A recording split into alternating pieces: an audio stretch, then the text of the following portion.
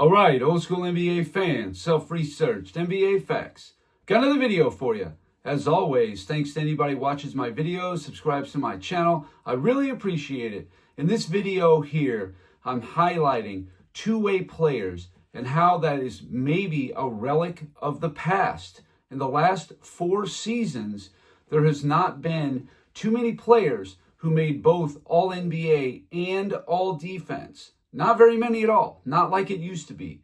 You know, from the late 80s all the way up till probably 2010s, it was a pretty common thing. That was basically where you just didn't see that any longer. Clearly, a player is stronger on one side of the ball or the other. There's none of this, I don't know, not too many Tim Duncans and Kevin Garnetts out there where you can't legitimately say which side of the ball they were better on because they were so good at both. So I'm going to go by the voting. MVP and Defensive Player of the Year.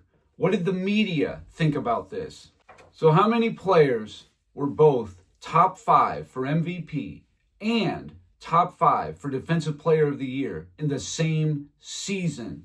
Here we go. The first year of Defensive Player of the Year was 1983. Sidney Moncrief won Defensive Player of the Year. Larry Bird was second for MVP, was tied for third for Defensive Player of the Year. Funny how now, all these years later, people say Bird wasn't a very good defender. I don't know. His 4th season, he's tied for third for Defensive Player of the Year. I don't think he gets there because he's not a good defender. And of course, Sidney Moncrief finished 4th for MVP and won the Defensive Player of the Year. Then there was a little bit of a gap there. There was 3 years, 84 through 86, where there was not any players doing that. Kevin McHale in 87 was 4th for MVP and 5th for Defensive Player of the Year. The next season, Michael Jordan, it was only the 6th year of Defensive Player of the Year, and he became the first player ever to win the MVP and the Defensive Player of the Year in the same season. And that run triggered about a 25-year run of these two-way players. There was pretty much 2 generations of them. The next season in 1989, Michael Jordan again. This time he finished 2nd for MVP, 5th for Defensive Player of the Year. Also, Olajuwon finished 5th for MVP, 2nd for Defensive Player of the Year. 1990, Michael Jordan, 3rd, tied for 5th for DPOY. Patrick Ewing, 5th for MVP, tied for 5th Defensive Player of the Year. In 91, you got David Robinson, who finished 3rd for MVP, 2nd for Defensive Player of the Year in his 2nd season. 1992, David Robinson, 3rd for MVP, won the Defensive Player of the Year. And then Michael Jordan won the MVP, tied for 3rd for Defensive Player of the Year. The next season, Michael Jordan finished 3rd for MVP, tied for 2nd for Defensive Player of the Year.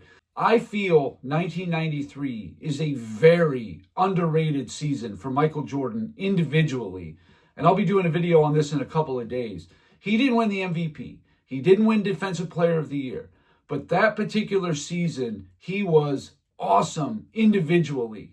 And I'll explain why. I'll make a video here in a couple days and I'll lay it all out for you. Also in 93, Olajuwon, 2nd for MVP, 1st for Defensive Player of the Year. That right there was the 2nd best showing between both MVP and DPOY, with the exception of Jordan's 1988 season. Also in 93, Patrick Ewing, 4th for MVP, tied for 5th for Defensive Player of the Year.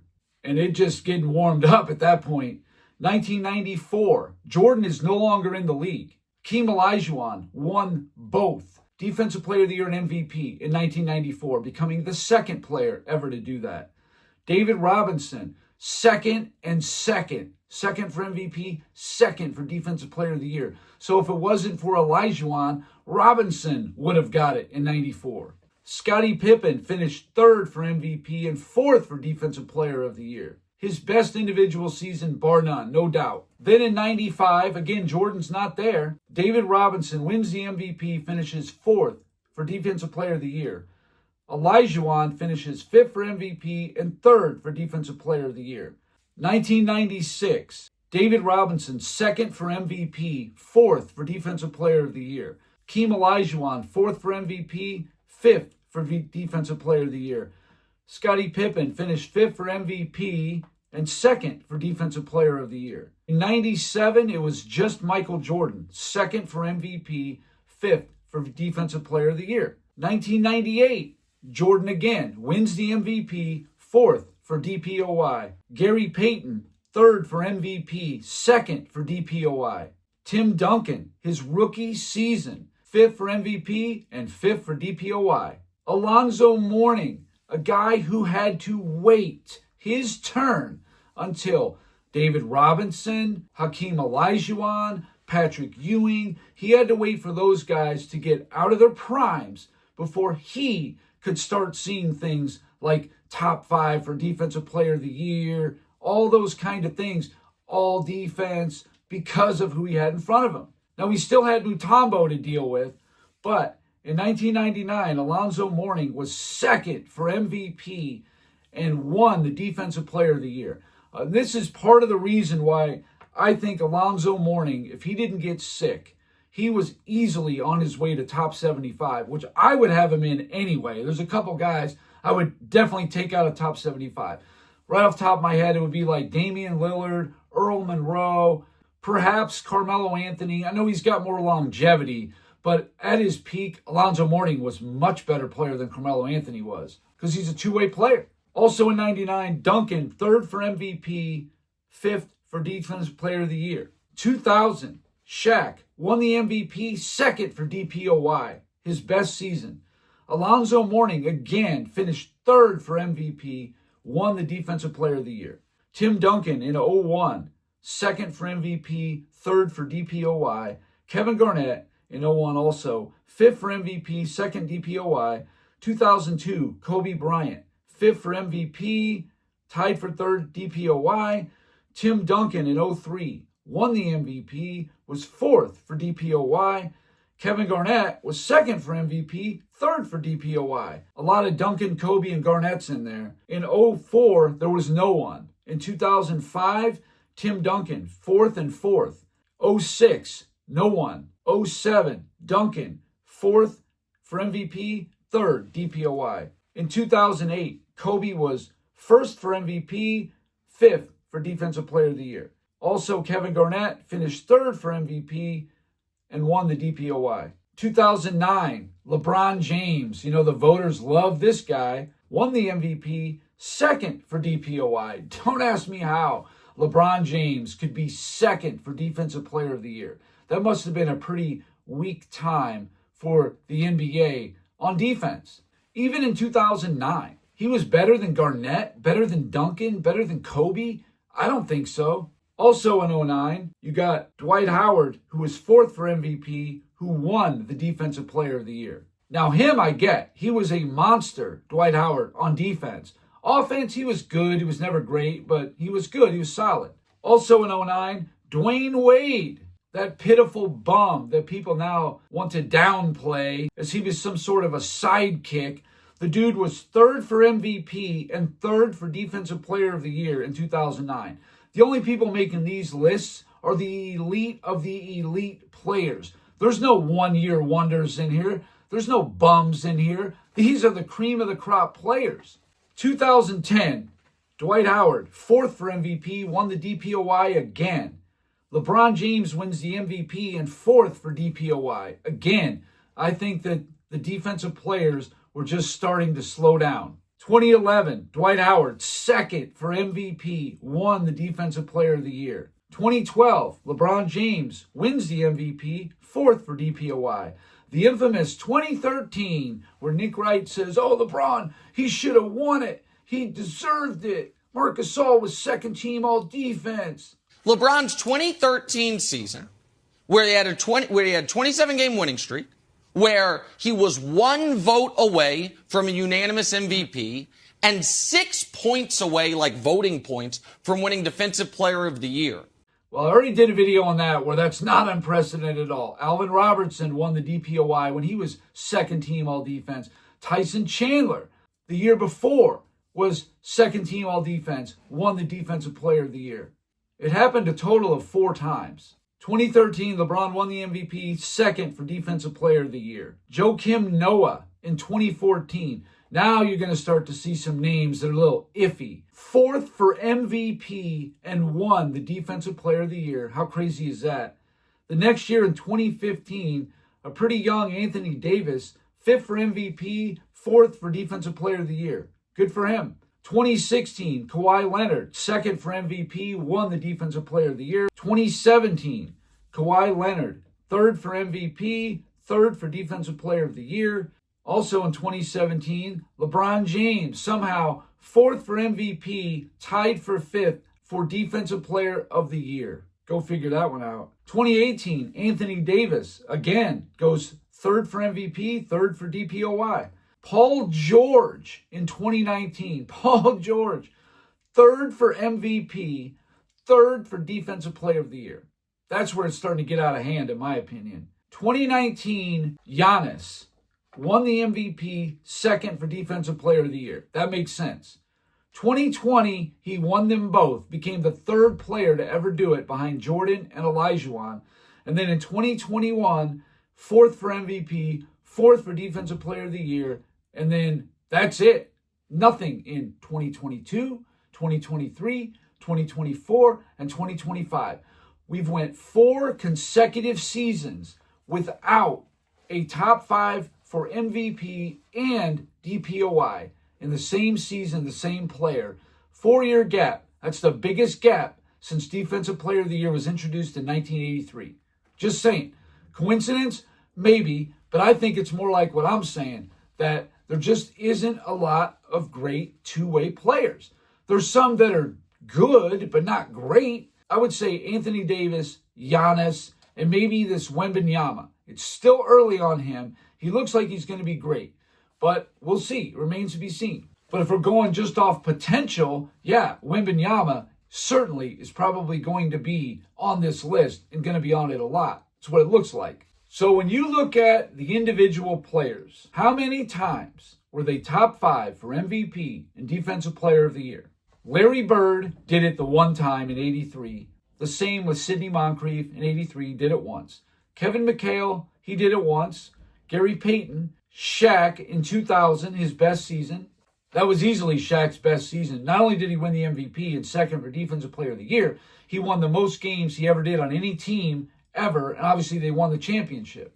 You got to say that was their best. I know people say 01 was the best Lakers team, and they probably was of the three-peat, yeah.